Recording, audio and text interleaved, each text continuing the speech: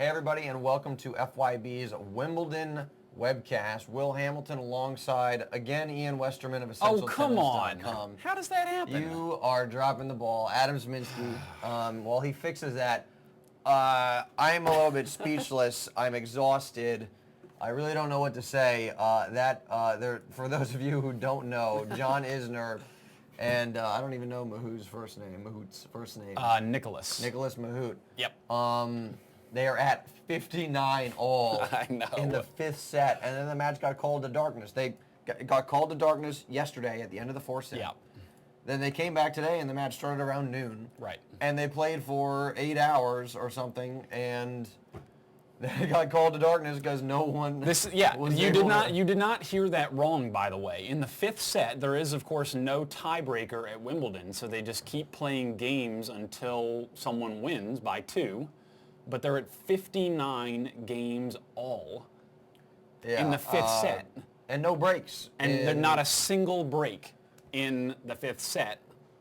Just unreal. I mean, I almost don't know what to say. I mean, it just ended. This fifth set is actually longer than any match, or very close to it at least, if that's not an I think it's the longest match that's ever been played now. Yeah. In pro tennis. And I'm not sure how long the fifth set was. Right. But it set all sorts of records. Record for aces, record for absolutely match, so I'm gonna number of games. I mean, all sorts of craziness. And it's not over. I mean, they have to come out tomorrow and play this match. Yeah. Let's get to it. Now, before we get to all that, let's sort of take care of our housekeeping. Sure. Real quick. It sort of breaks up the action, but first of all, got to thank Championship Tennis Stores for sponsoring this webcast. Link to their website right below us. If you're going to get tickets to a tournament, please do it through them. FYB is your promo code. Gets you free shipping. It also you have a chance to hang out with us at the French Open, at the U.S. Open. At the U.S. Open. Yeah. At the U.S. Open at the end of the summer. Yep. Second of all, our part 2 of our strategy series is out. It's directly below this video for those of you watching right now live, and if you're watching on YouTube afterwards, it's going to be there'll be a link to it. I think part 2 is pretty special. It's almost 21 minutes long, just a discussion of court positioning. We were, and this is a nice segue. We were filming that thing right at the beginning of. Of the Isner match, right when they got started. Probably we started around 11 o'clock our time. Yeah. And also the World Cup match had just started too, and we filmed during that, the American World Cup against Algeria, and we stopped that with about 75 minutes gone in the game, so about 15 more minutes left for the Americans to score a goal or get eliminated, and then craziness ensued. The Americans won that. I was drained emotionally from that win. Adam and I were running around the apartment, high-fiving. It was glad unreal. The cameras weren't on. And then this Isner match kept going, and yeah, it's insane. The World Cup match was amazing. It looked like America was going to go home, having been robbed twice. I mean, goals that were clearly goals that should have stood, the refs took them away. And then in on Friday, not in overtime, but in extended play after the 90th minute, I believe the 91st minute, Landon Donovan pushes one in past the goalkeeper. 91st minute. Insane. It was unreal. It was. I mean, yeah. It's. I literally don't know. And then I'm having trouble articulating myself with that, and then this match. Went from the U.S. was about to go home, furious about the reffing, to we won the group. We won Group A. Yeah. It was unreal. So, anyways, moving on to the tennis. Right, of course, going back to this just absolutely epic John Isner Mahout match. Yeah. Okay. First of all, I whipped out my trusty desktop calculator here. They played 118 games in the fifth set alone. Now, hey, let's stop for a second. You got the names right. I did get the names right. No, I got the names right. Okay, 118 games in the fifth set. Now, if you play a 6-6 set that then goes to a tiebreaker, these guys played 9.83 sets, almost 10 sets of tennis. Not counting playing a tiebreaker. Yeah. Now, of course, not counting playing a tiebreaker, but they played 10 full sets in just the fifth set. That's, I mean, and Isner, for those of you who didn't see it, Isner struggling at the end of the match. I mean, the guy could barely move. They could barely move. His first serve speed dropped significantly. Yeah. The crazy thing was Mahut was diving all over the place. I mean, that was the most insane. There were a couple points where Mahut Superman dove. Yeah, it was on, and Isner was like looking at him like, "What are you doing?" Yeah, well, I mean, that's a heck of a way to send. It was amazing. That's a heck of a way to send a message. Well, and he was also, they took a bathroom break very late in the match, and they had they talked with it. Well, that was a nice sort of sportsmanship very moment sportsmanlike. Where Yeah, they were, they both recognized that they were in an epic battle. Yeah, and coming out of the bathroom break at the end, Mahut sprinted up the stairs back up to court level. I didn't see that. I think that was, trying to send a little bit of a message there. He sprinted up ahead of Isner. Absolutely. And it certainly did look like Mahut had a little more pep in his step, at the end of the game there. So I think I believe Isner wanted to continue playing, but it's probably good for Isner that he gets to rest his legs.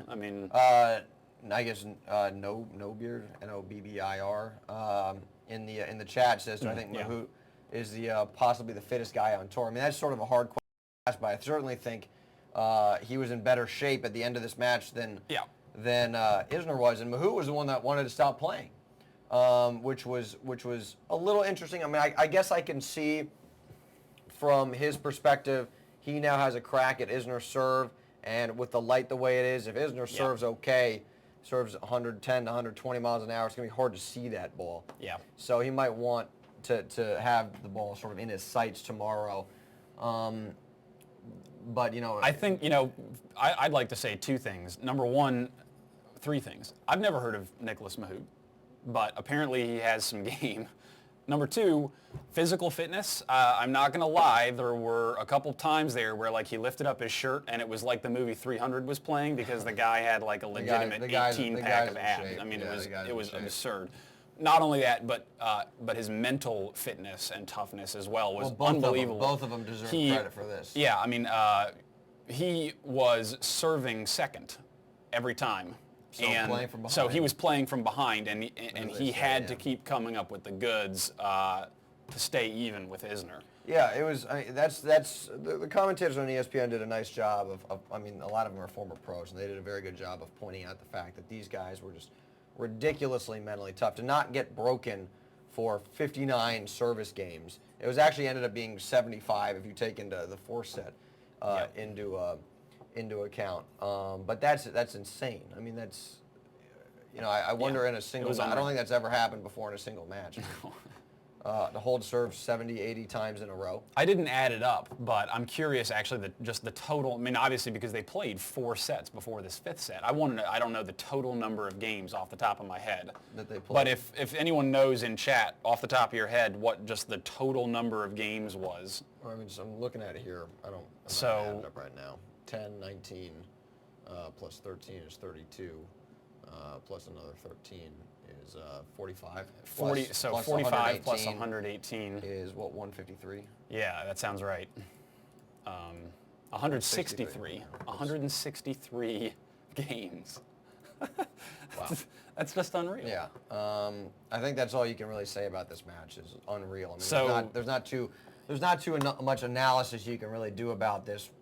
They say the 5th set, it all comes down to your heart, and I mean that's certainly the case in this instance. The tactics, you kind of throw out the window. Yes. 10 Saida says it's over 9,000. It's over 9,000. The power level is certainly over 9,000 at this point. The web memes. So the Queen, will be in attendance, I guess, at Wimbledon tomorrow for the first time since 1978 or 74. I wonder if they move this match. I mean, do you move this match to I think center you court? have to move this match to center court, and I think the Queen has to be there. I just can't imagine that won't You're right. happen. You should call it the Queen, but I think know. you need to be at this match. Yep, pretty much. Yeah. Well, let's. Today is sort of an abbreviated. Somebody asked why we are starting early. I have to get out the door right at 5 o'clock, so we are gonna be started early, and then we'll probably end a minute or two early because I got to take off. Let's. I think this is all working. Let's pivot. I don't know what else to say about the Isner match. No, there's some other stuff we want to cover here, I guess. Wow. Yeah, tune in tomorrow. It's unreal. Let me open up the magnifier. And let's see. Federer, are we going there? Give me 1 second to pull it up. Yeah, here we go. So Federer won in a very difficult 4 sets against Bozoliak. Bozoliak. It always takes Bozoliak. me a second to get my Yeah. get around that. He won in 4 and in the breaker 7-5. And watching this match, I mean, Federer, you look at the stats, he had some decent stat lines here. 70% first serve, not many unforced errors, 69 winners. Yeah, just and then 37 unforced errors, 102 winners. Mm-hmm. I mean, Which I think shows that his opponent Bozoliak was just playing kind of out of his mind good. Well, Bozoliak was playing great, and Bozoliak's backhand was ridiculous. I mean, that guy was hitting some huge backhands, just crushing the ball. And one of the things we noticed, and I believe the commentators pointed out, was that Bozoliak was actually running around forehands to backhands. Mm-hmm. Yeah. Not something that you commonly see. Usually you see the players run around their backhand to hit forehands, which is actually, we talk about that in the strategy video that we've released today. We do. Well, we can touch on that stuff in a minute. We've sort of been talking about Federer and his inside-out forehand, so we can talk about that through a court positioning standpoint. Yeah. Now, we used inside and outside ground strokes yesterday, and we can do it from a court positioning standpoint today. But yeah, I mean, to talk about this match a little bit more. Federer has been tested. He's been tested. He has not. I mean, Bozoliak played twice very now. well, but I think Fed's level is not quite. Fed has not quite found his game yet at Wimbledon. I think that's. I mean, he was pushed by Faya in his first round match, pushed by Bozoliak in the second round match. And there was the question we had yesterday, or maybe it was the day before, saying, Federer had a tough first-round match. What do we think about that? Is that a bad sign? Yeah. And I said no at the time. This is now a little bit more concerning. I mean, what if this were not Bozoliak? What if this were someone who had a bigger game? I mean, would Fed be out in the second round? Or do you think he still would have found a way to pull through? If I think he would have been in a tough spot. If we could bring it back to the computer screen, break chances, and Fed got 3 of 13, Bozoliak 0 for 4. So there were, situations, if you just go by that stat, Bozoliak not mentally, as tough as certainly a Rafa, but some of these other guys who might have converted, some of those opportunities. So you never know when you get a really high level guy who is a little bit mentally tougher than Bozoliak, who was a qualifier and ranked not particularly high. So Roger, he might have dodged a little bit of a bullet there. But next round he faces Arnaud Clément, which I think is probably not. If he struggles against Clément, then that's sort of warning bells, because Clément does not have a big game. And I don't think he's not going to be able to play as big as someone like Faya, who certainly really raised his level. In the chat, Alamo Crane, I'm not sure if I'm pronouncing that right, but says Federer always struggles against players he's never heard of before, and when he's not on top form, it basically goes like it did today. Yeah, I mean, you can certainly, all top pros, especially on the men's side, worry about guys they've never faced before, because you get inside the top 200. Everybody's a really good player. So if you don't know how to approach that person, you might run into some trouble. Federer had that issue earlier in his career with Hewitt, and he lost to Hewitt a bunch of times in a row, and then he sort of figured Hewitt out, and then has owned him until Halle last week. Right. So there is always that danger, not just for Federer, but for any guy. If you're playing someone you don't know much about, you don't know how they play, then it can certainly be a dicey proposition. There were a couple other matches we should briefly. You want to talk Djokovic, Taylor Dent? Briefly hit on. Well, I mean that match was. That was kind of a cruise control for Djokovic. After the first set, which was close, it kind of got away. I mean, it didn't kind of. It got away from. And of course, as people are mentioning in chat, Taylor Dent hit the fastest serve in Wimbledon history today during that match, 148 or 147 miles an hour. And that was not a one-off. He actually hit several serves that were up in the 145 territory. So he had a. I mean, he's a big boy too. He's huge. He's like 6'4" and built like an ox, and he certainly has a big serve. Yeah, he's got a more classic game. I mean, he's kind of your more serve and volley type, which isn't quite as effective now than it was maybe 10, 15 years ago. So Yeah. he has to play really well to make it deep in tournaments like this because he doesn't play defense as well as some of these other guys. Let's click back to the computer screen because I wanted to, we've got Federer up here versus Clement in the next round. But if you scroll down right here, you got Davydenko losing to Daniel Brands today in straights. I mean, obviously, you lose 2 breakers like this. Right. It's That not takes a little bit of a surprising that toll. you come apart in the next set. So now that Davydenko's out, Berdych, the way Berdych is playing right now, he's been looking good. So this guy is clearly the one I would circle if I was going to say somebody's going to give Berdych. Berdych. If somebody's going to give Federer, I mean, a run Clement in is his not. quarter. I'm curious to see. Clement is not bad. If Federer Clement- doesn't. See, I would disagree with that. Clement is older and he doesn't have the firepower that you really need to beat a Federer. In a major at least. And the other guy on this half, you have Djokovic obviously and Roddick, but those guys, one of them's going to get knocked out before they get to get a crack at Fed. So interesting how Federer's been struggling, but his end of the draw, his quarter, has kind of opened up a little bit. So he, we'll see how he does against Clement. And then he's going to have Feliciano Lopez or Jurgen Meltzer after that. Who are guys, the Lopez-Federer match at the Aussie Open was interesting. It wouldn't say it was extremely close, but there were tight, tense moments. But Lopez really has a pretty weak backhand. Lopez is a lefty, so Federer's got to work the ball over to that side. But I would expect Fed to get through that. Meltzer, I wouldn't really see him giving Too much Fed trouble. Too much trouble, yeah. I think Berdych is the guy because he's just been playing high level with his semi at the French, and then he's been playing well so far. So we'll see how that all plays out. Let's see what time we got.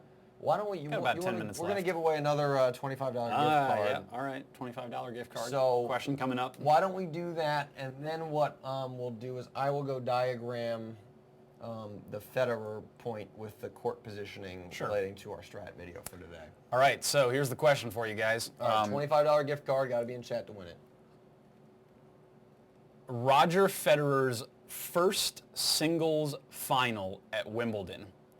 Who did he beat what year? First time Roger Federer reached the finals at a Wimbledon tournament. What year? Who did he beat? And we will see what people come up with here.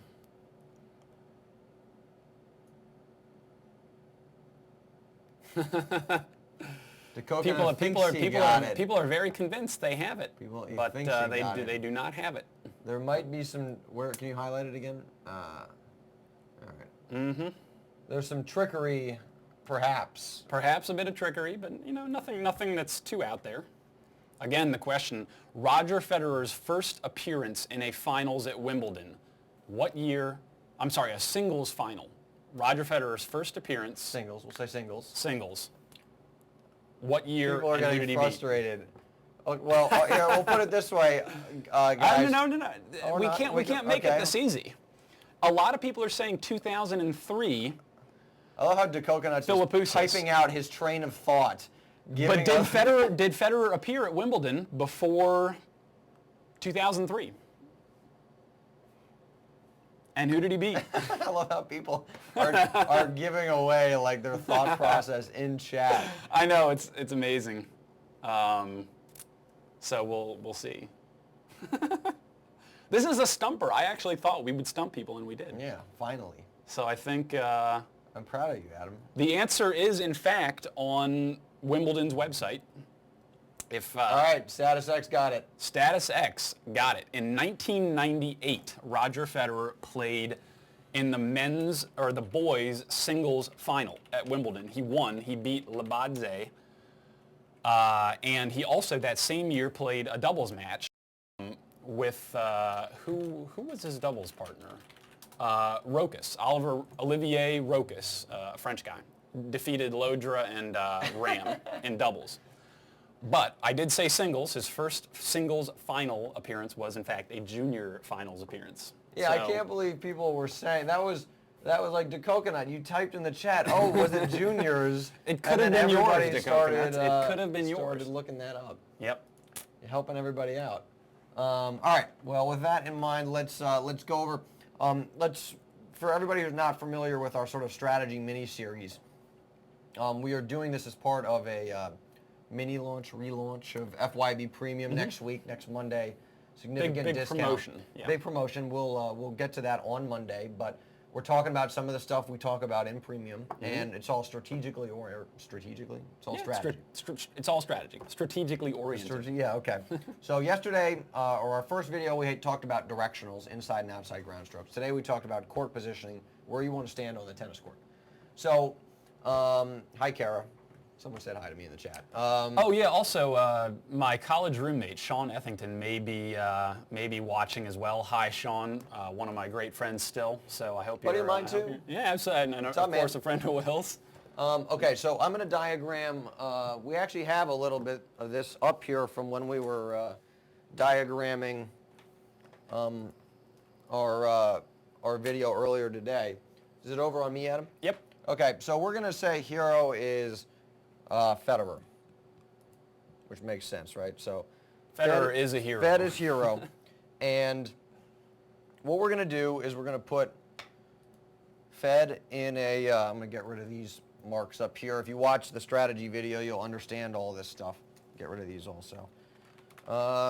You know what? I'm just going to erase everything on this board and just talk through all of it.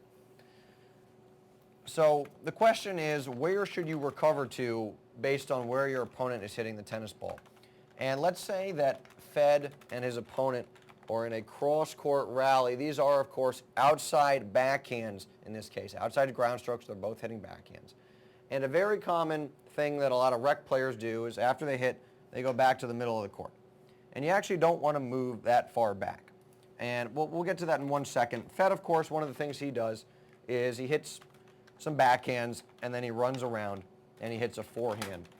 Hits either an inside-in forehand, that's where this ball goes down the line, or he goes inside-out, that's where it goes back cross-court.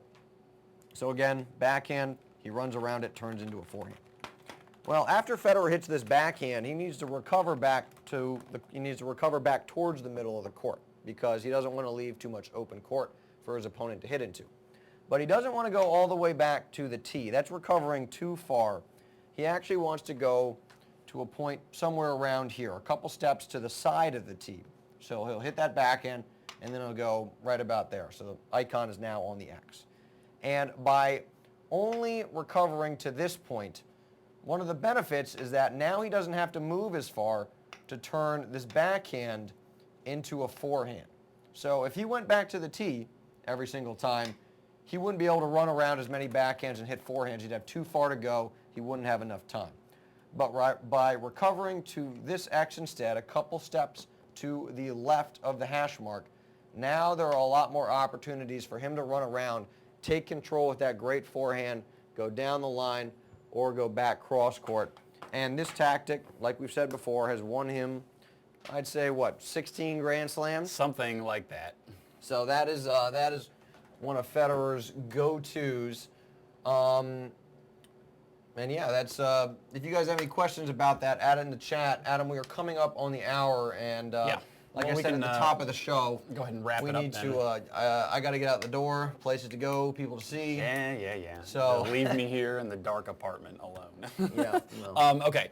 So what was the other thing we were going to say? Oh, right. So the second video of the strategy mini-series is going to be right below. Well, it is. It's right down there It's now. already right below this webcast. So go check that out. If you haven't seen part 1, watch that. There's a then link watch to it, part 2. But this video is 21 minutes long talking about court positioning. So hopefully you guys enjoy that. And again, don't hesitate to post your comments in the video below, because you'll see in this video that we've responded to people's comments from the first video in the mini-series. Yeah, that's absolutely in the right. second video, and we answered some of those questions. Yep, post a comment, we'll work it into the follow-up video. Yep. So yeah, that, and just like the directionals video, with the court positioning, we really boiled it down into some easy to follow steps so that you can apply it the very next time you hit the court. And with this directional stuff and the court positioning, I mean, if you're able to execute that properly, then you're really going to raise the level of your play. And you'll be able to watch the pros do this stuff. So you can watch John Isner do it tomorrow. Yep. When he, that's what I'm looking forward to seeing the end of this match, for sure. Status X, that's a good way to end it. We're going to pick a winner for the end of this match, and I am looking for a quarter. Let me see if I can whip something up real quick here. All right. Let's see. Heads, we'll say Adam is, well, you decide. Heads is who? Isner. And tails. And tails is Mahoo? Yeah. All right. All right, so Isner wins. It's heads. All right, guys, you have about 5 seconds to answer this this poll question. I actually think the match could go either. I mean, there's no way I can break it. There's a poll going on in the chat. Is it going to be Isner or Mahut tomorrow? And we're going to let this poll run for about 30 seconds, so get your answers in right now, and we're going to end it on that note. And it is. I mean, Charles, it is a coin flip. I can't. It's hard to predict. It's definitely a coin flip. Both of these guys look tired, and both of them certainly have. If the physical aspects didn't come into play, I'd say probably Isner, because he's more likely to hold early in a match with that big serve. But Isner looked gassed. Just totally gassed. Yeah. Mahoo looked in much better shape. So well, we'll have to see what a night's rest does for Isner. Yeah, how are they, I mean, it's I'm curious, because I think that it's possible that Isner defends serve so well that hold serve. Yeah. Well, yeah. That he could come out tomorrow and hold, and he just needs a break. He needs one chance early if he just pounds serves out. It's just tomorrow. so hard. It's just so hard. All right, why don't we read the results then? All right, people have about 62% for Isner and 38% for Mahut. So we're going to end it there. Hopefully, we will see how this goes. I guess tomorrow we'll discuss this. Yeah, and on Saturday, thanks to the World Cup, we are going to do our webcast. What was it, noon we said? Oh, yeah, Saturday it'll be at Saturday. noon. It'll be during the tournament. Yeah. Because we're going to watch the soccer afterwards. Yep. And we won't be here at 5 o'clock. Yeah. All right. All right. So with that in mind, thanks for tuning in, guys. Tomorrow, 5 p.m. Tomorrow's back at 5 o'clock. Yep. Yeah, and we'll see you then. Later.